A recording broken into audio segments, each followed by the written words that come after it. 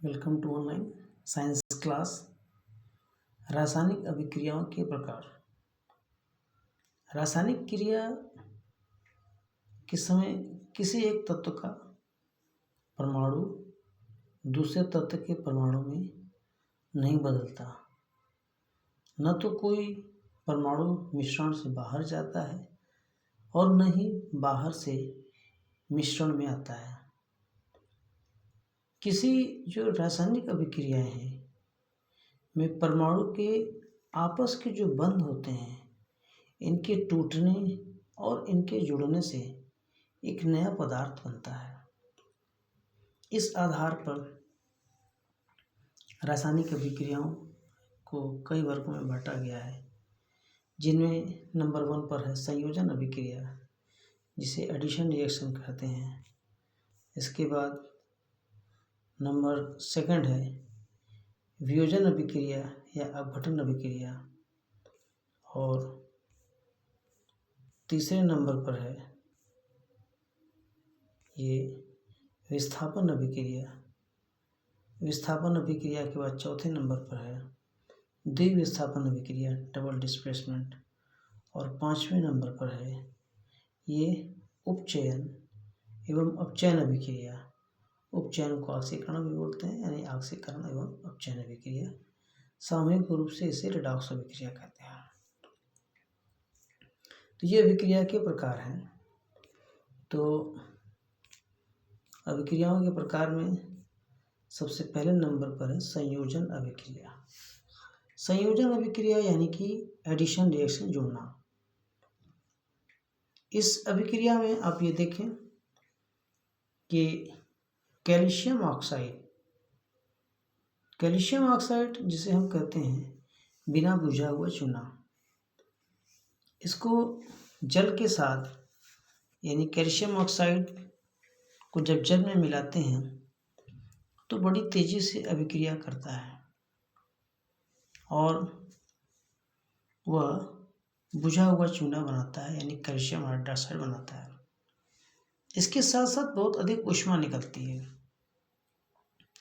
तो इस अभिक्रिया में कैल्शियम ऑक्साइड और जल मिलकर के एक सिंगल प्रोडक्ट बनाते हैं, एकल उत्पाद बनाते हैं, और वह है कैल्शियम हाइड्रोक्साइड, जिसे बुझा हुआ चूना कहते हैं।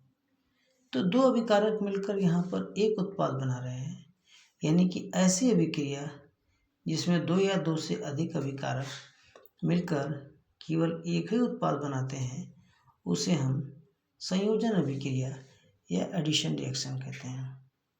इसी क्रम में एक अगला उदाहरण भी है, कोयले का दहन। कोयला यानी कि कार्बन दहन करते हैं हम ऑक्सीजन में, तो ये CO2 बना। ये उदाहरण है। हाइड्रोजन का दहन, जल ये हाइड्रोजन है, ऑक्सीजन के साथ इसका दहन कर दिया गया तो ये जल बन गया। तो ये भी संयोजन अभिक्रिया है। तो संयोजन अभिक्रिया में ये अभिक्रिया का मिश्रण गर्म हो जाता है, क्योंकि इसमें अधिक मात्रा में ऊष्मा उत्पन्न होती है और वो बाहर निकलती है। तो जिन अभिक्रियाओं में उत्पाद के बनने के साथ साथ ऊष्मा भी उत्पन्न होती है, उसे हम ऊष्माक्षेपी रासायनिक अभिक्रिया कहते हैं। इस ऊष्माक्षेपी रासायनिक अभिक्रिया के कुछ दूसरे उदाहरण भी हैं, जैसे ये मेथेन का दहन। ये प्राकृतिक गैस में मेथेन पाया जाता है, मेथेन का दहन। और मेथेन के दहन पर अक्सर ये बोर्ड परीक्षा में ये प्रश्न पूछा गया है, मेथेन के दहन की रासायनिक अभिक्रिया। तो इम्पॉर्टेंट है ये, इस बात को ध्यान में रखे रहिएगा। तो अभी मेथेन ये हाइड्रोकार्बन है। हाइड्रोकार्बन का जब भी दहन होता है तो उत्पाद के रूप में 2 ही चीज़ें बनती हैं, कार्बन डाइऑक्साइड और ये जल, और साथ साथ ऊर्जा उत्पन्न होती है। अब सांस लेना भी ऊष्माक्षेपी अभिक्रिया है। जीवित रहने के लिए हमें ऊर्जा की आवश्यकता होती है। ये पाचन क्रिया के समय जो खाद्य पदार्थ छोटे छोटे टुकड़ों में टूट जाता है, जैसे चावल, आलू, ब्रेड, ये सब सभी क्या हैं, कार्बोहाइड्रेट हैं। ये सब पचने के बाद यानी अपघटित होने के बाद ये ग्लूकोज में बदल जाते हैं। जो ग्लूकोज हमारे शरीर की कोशिकाओं में ये संचित रहता है, इकट्ठा रहता है। जब हम सांस लेते हैं तो ऑक्सीजन से मिलकर हमको ऊर्जा प्रदान करता है। तो ये ग्लूकोज का ये दहन होता है। ग्लूकोज भी हाइड्रोकार्बन है, इसका दहन होगा तो कार्बन डाइऑक्साइड और जल बनता है और साथ साथ ऊर्जा निकलती है। इसीलिए श्वसन की प्रक्रिया को भी ऊष्माक्षेपीय अभिक्रिया कहते हैं। शाक सब्जियों यानी जो वनस्पति द्रव हैं, जब इनका विघटन होता है तो ये कंपोस्ट बनते हैं और इस अभिक्रिया को भी हम ऊष्माक्षेपीय अभिक्रिया कहते हैं। ये वियोजन अभिक्रिया या अपघटन अभिक्रिया। तो वियोजन और अपघटन कई तरीके से होता है। ऊष्मा के प्रभाव से होता है, प्रकाश से भी होता है। तो वियोजन में इसमें कोई एक पदार्थ होता है जो ऊष्मा से, प्रकाश से के प्रभाव से ये अपघटित हो जाता है और दो या दो से अधिक उत्पाद बना लेता है, तो उसे वियोजन या अपघटन अभिक्रिया कहते हैं।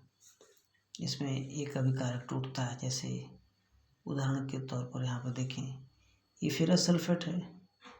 इसको जब गर्म करते हैं तो ये फेरिक ऑक्साइड, सल्फर डाइऑक्साइड इसमें अपघटित हो जाता है। तो यानी इस अभिक्रिया में एक सिंगल अभिकर्मक है, ये फेरस सल्फेट, ये टूटकर छोटे छोटे उत्पाद बनाता है। इसे हम वियोजन अभिक्रिया करते हैं। गर्म करने पर फेरस सल्फेट इसके साथ क्रिस्टल होते हैं FeSO4 × 7H2। तो सबसे पहले इसके साथ वो क्रिस्टल अलग हो जाते हैं और क्रिस्टल का रंग बदल जाता है। इसके बाद ये फेरिक ऑक्साइड, सल्फर डाइऑक्साइड और सल्फर डाइऑक्साइड में वियोजित हो जाते हैं।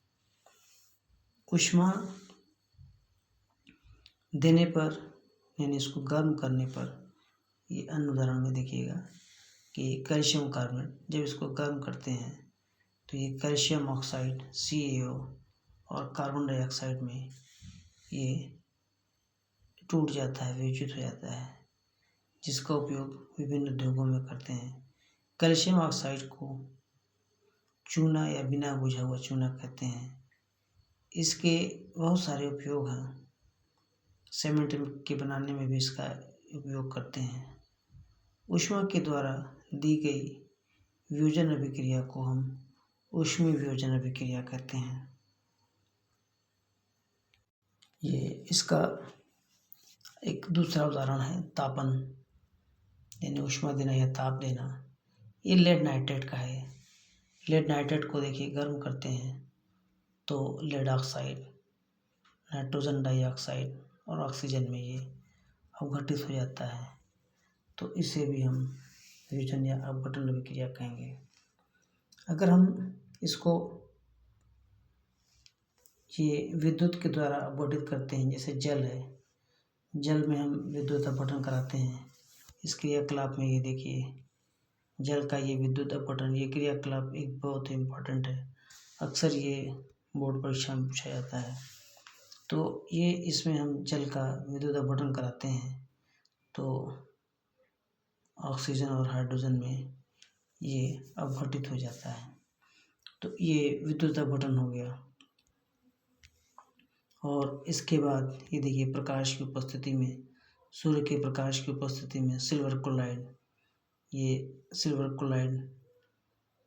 ये AgCl है, तो ये सिल्वर और क्लोरीन गैस में अपघटित होता है। ये भी वियोजन अभिक्रिया है कि सूर्य के प्रकाश के प्रभाव से होता है। सिल्वर ब्रोमाइड है, ये Ag और ये Br में अपघटित हो जाता है। तो वियोजन अभिक्रियाओं में अभिकारकों को तोड़ने के लिए ऊष्मा, प्रकाश या विद्युत ऊर्जा की आवश्यकता होती है। जिन अभिक्रियाओं में ऊर्जा अवशोषित होती है उसको हम ऊष्मा शोषी अभिक्रिया कहते हैं। विस्थापन अभिक्रिया, डिस्प्लेसमेंट अभिक्रिया तो विस्थापन अभिक्रिया में इसमें सक्रियता श्रेणी में जो धातु जिस धातु से अधिक सक्रिय होता है, अर्थात उस श्रेणी में उससे ऊपर होगा तो वह अधिक सक्रिय होगा, नीचे होगा तो कम सक्रिय होगा। तो सक्रियता श्रेणी में जो धातु ऊपर होगा वह अपने से नीचे वाले धातु के लवण से धातु को विस्थापित कर देता है। इसमें उदाहरण में देखें, ये यहाँ पर ये देखें, ये इस क्रियाकलाप में भी देखें, ये कॉपर सल्फेट के विलयन में डूबी हुई लोहे की कील है। तो प्रश्न लीक में ये धागा से इसको लटका दिया गया है, कॉपर सल्फेट के विलयन है और उसमें लोहे की कील है। तो ये देखें, ये उन कीलों का रंग इस प्रकार ये बदल जाता है। ये लोहे की ये कील थी, कॉपर सल्फेट के विलयन से जब बाहर निकालते हैं तो लोहे की कील का कलर ये हो गया। और ये कॉपर सल्फेट का विलयन है। और दूसरा, जब ये अभिक्रिया होने के बाद ये उसका विलयन का रंग है। लोहे की कील का ये भूरा रंग हो गया। तो ये भूरा रंग क्यों हुआ, इसे आप जानिए। ये देखिए, ये लोहे की कील का ये भूरा रंग, तो लोहे की कील का भूरा रंग उस पर कॉपर सल्फेट विलयन का ये, और ये लोहे की कील का जो भूरा रंग होता है, ये देखिए, ये Fe है, कॉपर सल्फेट है। तो कॉपर का स्थान श्रेणी में आयरन से नीचे है, इसलिए आयरन कॉपर को विस्थापित कर देता है। ये हटा दिया और यहाँ पर FeSO4 बना दिया। यानी लोहे की कील का जो भूरा रंग है क्यों हो गया, और कॉपर सल्फेट का जो दूसरे वाले में जो विलयन था, यहाँ पर ये देखिए कॉपर सल्फेट का विलयन नीला हो गया। तो ये नीला क्यों हो गया, इसके बारे में बात हो रही है कि कॉपर सल्फेट का जो विलयन है, इसमें से ये कॉपर ये विस्थापित हो जाता है, इसकी वजह से ये नीला रंग आता है। लोहा दूसरे तत्व कॉपर को कॉपर सल्फेट के विलयन से विस्थापित कर देता है, इसलिए इस अभिक्रिया को विस्थापन अभिक्रिया कहते हैं। विस्थापन अभिक्रिया के दूसरे उदाहरण भी है। ये देखिए, ये जिंक है, कॉपर सल्फेट के यहाँ पर ये देखिए जिंक सल्फेट हो गया और एक कॉपर अलग हो गया। इसी तरह से लेड है, CuCl2 हो गया, ये लेड क्लोराइड हो गया, यहाँ से कॉपर अलग हो गया। जिंक और लेड कॉपर की अपेक्षा अधिक क्रियाशील तत्व हैं, वे कॉपर को उनके यौगिक से विस्थापित कर देते हैं।